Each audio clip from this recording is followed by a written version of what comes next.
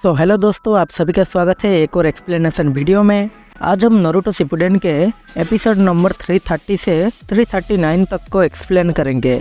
तो चलिए बिना किसी देरी के शुरू करते हैं आज की इस वीडियो को और जानते हैं आगे की कहानी।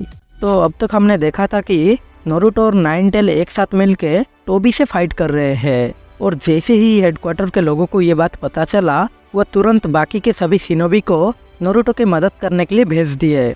इधर सुइगेत्सु और जुगो सास्के को ढूंढते हुए ओरोचिमारू के एक सीक्रेट हाइडआउट में पहुंच गए और इन्हें भी फोर्थ ग्रेट निंजा वार के बारे में पता चल चुका था। इससे पहले कि ये दोनों को भी वार के लपेटे में आना पड़े, उससे पहले ही ये सास्के तक पहुंचना चाहते हैं। ये दोनों उस हाइडआउट के चप्पा चप्पा छान मारे, लेकिन सास्के वहाँ भी नहीं था। पर तभी इन्हें एक खुफिया कमरा मिलता है जिसे इन्होंने वहाँ कभी नहीं देखा था, जबकि ये लोग वहाँ बहुत बार आ चुके थे।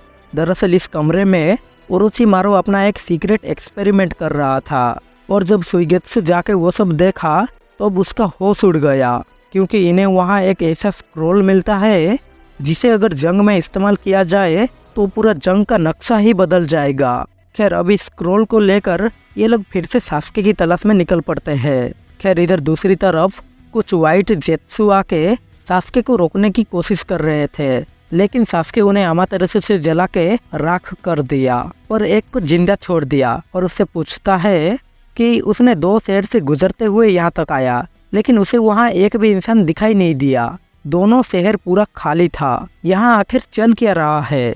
तब जेत्सु उसे बताता है कि यहाँ अब फोर्थ ग्रेट निंजा वार स्टार्ट हो चुका है, साथ ही इनका काम है किलर बी और नारुतो उजुमाकी को हासिल करना। ये सब सुनने के बाद सास्के उसे भी खत्म कर दिया और फिर वो वहाँ से आगे बढ़ने लगा। दूसरी ओर मादरा 5 कागे को डीप फॉरेस्ट के अंदर फंसा के वहाँ आग लगा दिया, पर सुचिकागे अपनी डस्ट जुत्सु से पूरे फॉरेस्ट को ही डिस्ट्रॉय कर देता है और उनके हमले से मादरा भी घायल हो गया। जिसके बाद उन लोगों ने देखा कि मादरा की चेस्ट पे फास्ट होकागे हाशिरामा सेंजू की चेहरा बना हुआ था और इसी वजह से ही मादरा वुड स्टाइल का यूज कर पा रहा है।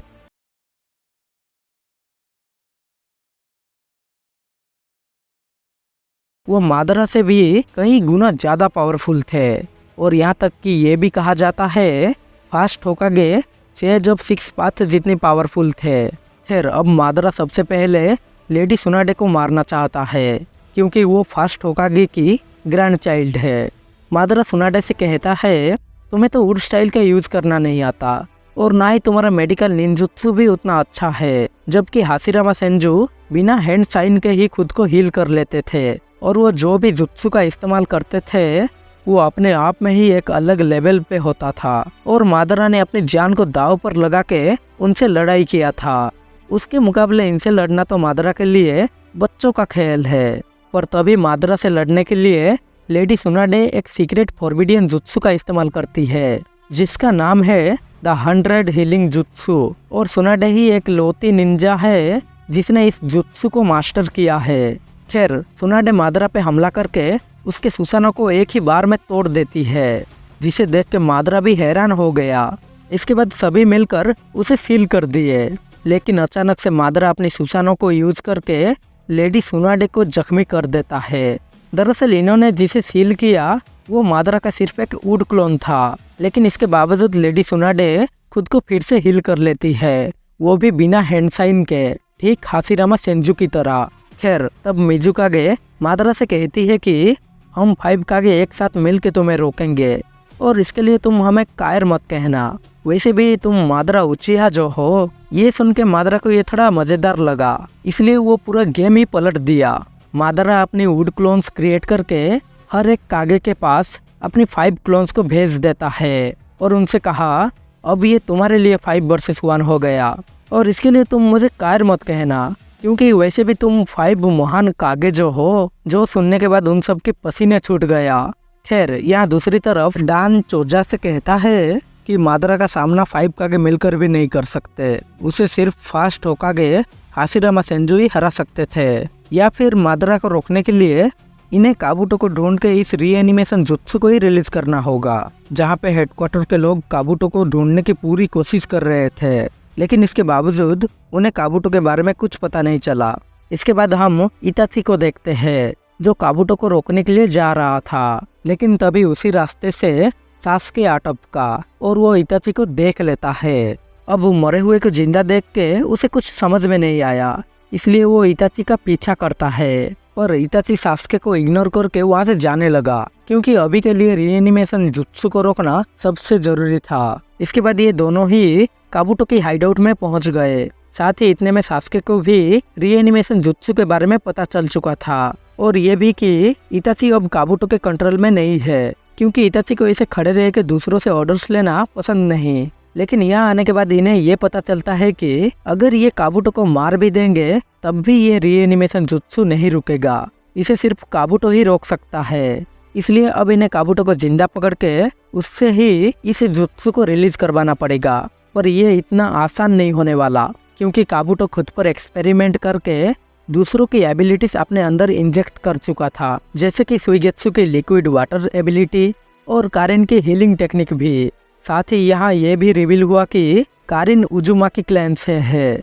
और इसके बाद जुगो की टेक्निक, जो कि है नेचर एनर्जी को ऑब्जर्व करना। जुगो की क्लैन को ये पावर्स रिउची केव से मिलता है, जो कि माउंट मुआबुकु जैसे एक स्पेशल जगह है, जहाँ पे काबुटो जाके सेज मोड हासिल कर लिया। और सेज मोड नेचर एनर्जी को ही तो इस्तेमाल करता है। इन सब के बाद भी काबुटो गेंजुत्सु से बचने के लिए अपनी आंख बंद कर लेता है।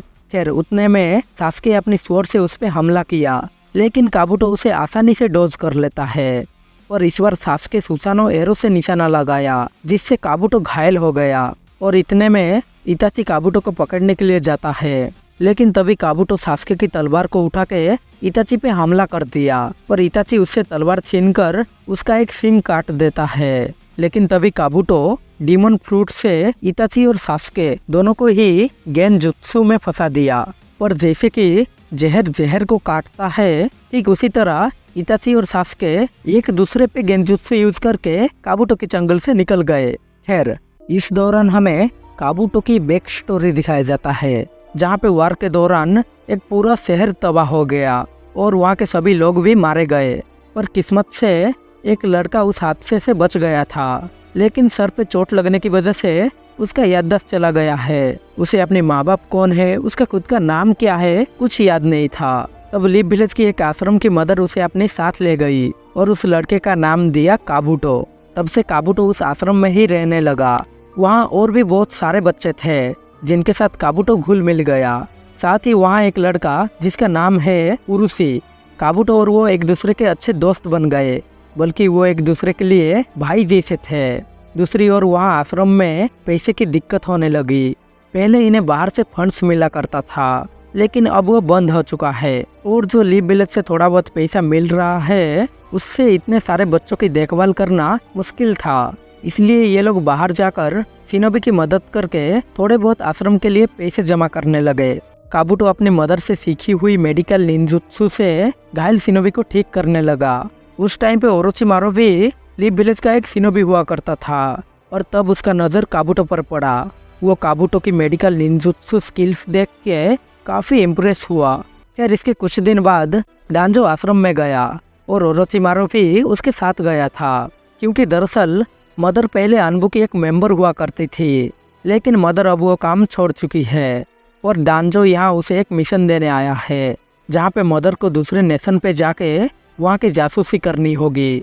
और इस काम के लिए मदर से बेहतर कोई नहीं। पर साथ ही ये एक लॉन्ग टर्म मिशन होने वाला है, जिसे पूरा करने में महीनों या फिर सालों लग जाएंगे। इसलिए मदर ये मिशन पे जाने से मना कर देती है। पर तभी डांजो कहता है कि अगर मदर ये मिशन पे जाने से मना करेगी तो लीप विलेज से इन्हें जो पैसे मिल रहा है उसे बंद कर दिया जाएगा। इसलिए मदर के पास अब कोई दूसरा रास्ता नहीं बचा। साथ ही हाल ही में एक अनबू मेंबर मारा गया, तो उसकी जगह लेने के लिए इन्हें आश्रम का एक बच्चा भी चाहिए। इस दौरान बाहर से काबुटो इनकी पूरी बातें सुन लिया था। अब किसी दूसरे बच्चे को आश्रम छोड़ के जाना ना पड़े, इसलिए काबुटो खुद उनके साथ चला जाता है। जिसके बाद वो दूसरे नेशन में जाकर वहाँ जासूसी करने लगा और वो सारा इन्फॉर्मेशन लाके फाउंडेशन तक पहुँचा रहा था। फिर ऐसे ही 5 साल बीत गए, लेकिन एक दिन स्टोन विलेज में जासूसी करते हुए काबुटो पकड़ा गया, लेकिन वो उन सब से बचते हुए एक जगह पे छुप गया। पर तभी ऊपर से एक निंजा उस पे हमला कर दिया।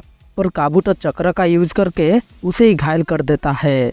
अंधेरे की वजह से काबूटो पहले उसका चेहरा देख नहीं पाया था, पर तभी काबूटो देखा कि जो निंजा उस पे हमला कर रहा था वो और कोई नहीं बल्कि उसकी मदर थी। जिसके बाद काबूटो जल्दी से जाके मदर को हिल करने लगा, लेकिन तब मदर कहती है, तुम आखिर हो कौन और मुझे बचाने की कोशिश क्यों कर रहे हो। काबूटो को लगा इतने सालों बाद मुझे देखने की वजह से शायद मदर पहचान नहीं पा रही। काबूटो कहता है कि ये मैं हूँ काबूटो, लेकिन इसके बावजूद मदर उससे यही कहती है कि वो उसे नहीं जानती। ये सुन के काबूटो हैरान हो गया और तभी वहीं पे मदर की डेथ हो गई। खैर तब उसी तरफ कुछ शिनोबी को आते हुए देख के काबूटो को वहां से भागना पड़ा, जिसके बाद वो एक झरने के पास गया। उसे कुछ समझ में नहीं आ रहा था कि आखिर मदर उसे पहचानने से मना क्यों करा और वो उसे मारने की कोशिश क्यों कर रही थी। काबूटो ये सब सोच ही रहा था कि तभी पानी के अंदर से ओरोचिमारू बाहर निकला। वो काबूटो पर बहुत पहले से ही नजर रख रहा था और उसे ये बात पता है कि आखिर मदर ने ऐसा क्यों किया। जिसके बाद ओरोचिमारू काबूटो को अपने सीक्रेट हाइडआउट में ले गया और फिर उसने काबूटो को बताया कि आज तुम्हारे और मदर की इस लड़ाई के पीछे डांजो का हाथ है। डांजो ने मदर और काबूटो दोनों को ही खत्म करने का फैसला लिया, क्योंकि दरअसल मदर और काबूटो जासूसी करने में इतने माहिर थे कि ये लोग फाउंडेशन के लिए भी एक खतरा बन चुके थे। डांजो को लगा ये लोग उसकी भी जासूसी करके उसके राज से पर्दा उठा सकते हैं, इसलिए वो उन दोनों को एक मिशन के दौरान एक दूसरे के हाथों मरवाने की प्लान बनाया ताकि किसी को उस पर शक भी ना हो। साथ ही डांजो ने मदर की ब्रेन वॉश कर दिया था, जिसकी वजह से ही मदर काबूटो को पहचान नहीं पाई। ये सब जानने के बाद काबूटो रोने लगा, क्योंकि आज वो जो कुछ भी है सब मदर की वजह से। लेकिन आज तो उसके मदर ने भी उसे पहचानने से इनकार कर दिया और उस दिन काबूटो पूरी तरह से एक दूसरे इंसान में बदल गया और तभी से वो ओरोचिमारू के लिए काम करने लगा। खैर इसके बाद सीन शिफ्ट होकर प्रेजेंट में आता है, जहाँ पे इताची काबूटो से निपटने के लिए अब एक ऐसा गेंजुत्सु यूज करने वाला है जिसके लिए आई कांटेक्ट की जरूरत ही नहीं, जो कि है उचिया क्लैन की अल्टीमेट गेंजुत्सु दी इजानामी। और इताची ने इसकी तैयारी पहले ही कर लिया था, बस अब उसे सिर्फ काबूटो के करीब जाना पड़ेगा, जिसमें सास्के उसकी मदद करता है। वो अपनी फायर स्टाइल से काबूटो को डिस्ट्रैक्ट किया और उतने में इताची काबूटो के ऊपर इजानामी एक्टिवेट कर दिया। काबूटो तलवार से इताची को मारने की कोशिश करा, लेकिन इताची उससे तलवार छीनकर उसका एक सींग काट देता है और ऐसे काबूटो के साथ बार बार होने लगा, जिससे काबूटो को ये डेजावु जैसे फील हुआ। उसके कंधे पे पानी का बूंद गिरना, चलते हुए उसका एक पंख पे पैर रखना, और जब भी वो इताची पे हमला करता तब इताची उसका उसी सिंग को दोबारा काट देता है। ये सब काबूटो के साथ लगातार होने की वजह से काबूटो समझ गया कि वो ऑलरेडी इताची के गेंजुत्सु में फंस चुका है। काबूटो गेंजुत्सु को रिलीज कर देता है, लेकिन वो काम नहीं करा। तो दूसरी बार काबूटो अपनी गेंजुत्सु से इताची की गेंजुत्सु को तोड़ने की कोशिश करता है, पर इसका भी कोई फायदा नहीं हुआ। इताची ने फिर से काबूटो के उसी सिंग को काट दिया, जिससे काबूटो अब पूरी तरह से घबराने लगा, क्योंकि उसे पता था ये एक उचिया की गेंजुत्सु है और ऊपर से इसे खुद इताची उचिया ने कास्ट किया है, तो इससे निकलना नेक्स्ट टू इम्पॉसिबल है। खैर इसके बाद गेंजुत्सु की बाहर का सीन दिखाया जाता है। दरअसल काबूटो ने जब पहली बार इताची को स्टैब किया था, इताची ने तभी इजानामी की तैयारी शुरू कर दिया। इसके लिए उसने सबसे पहले कुछ फिजिकल सेंसेस की पिक्चर्स रिकॉर्ड किया, जैसे कि पहला काबूटो इताची को स्टैब करना, सेकंड काबूटो की कंधे पे पानी का बूंद गिरना, थर्ड उसके एक पंख पे पैर रखना, एंड लास्ट काबूटो ने जब इताची को दोबारा स्टैब किया तब इताची ने इन सारे पिक्चर्स को मिलाकर एक लूप क्रिएट किया, जहाँ पे काबूटो के साथ ये सब बार बार होगा। जैसे कि आप सब ने देखा ही होगा डॉक्टर स्ट्रेंज ने किस तरह डोरमामू को टाइम लूप में फंसाया था, ठीक उसी तरह इताची ने भी काबूटो को एक लूप में फंसाया है। खैर पहले हम इजानागी और इजानामी के बारे में जान लेते हैं। इजानागी के इस्तेमाल से अपने किस्मत को बदलकर एक दूसरा रियलिटी बनाया जा सकता है, जैसे डांजो ने सास्के से लड़ने के वक्त किया था। वो अपनी किस्मत को अल्टरनेटिवली चेंज कर रहा था, लेकिन दूसरी ओर इजानामी से एक अल्टीमेट लूप क्रिएट कर सकते हैं, जहां अभी काबूटो फंस गया है और काबूटो वहां इनफाइनाइट टाइम के लिए फंसा रहेगा।